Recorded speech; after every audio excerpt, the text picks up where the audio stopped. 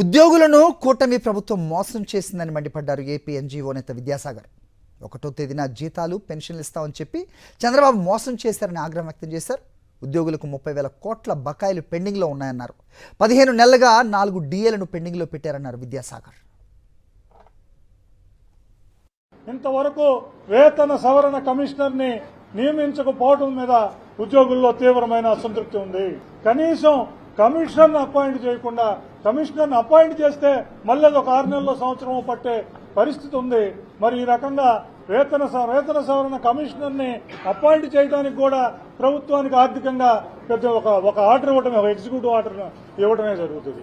మరి దాన్ని కూడా ఇవ్వకుండా వేతన సవరణ కమిషనర్ని పెండింగ్ లో పెడతాం శోచనీయమైన విషయంగా భావిస్తున్నాం. వచ్చే సంవత్సరమైనా 2 డిఏలు పెండింగ్ లో ఉండి ఇంకో 2 డిఏలు 4 ఇవ్వాల్సి వచ్చినప్పటికీ ఒక్కటి ఇవ్వకపోయినా కూడా మేము సంయమనం పాటిస్తూ పరిస్థితిని చేసుకుంటూ సహకరిస్తున్నాం.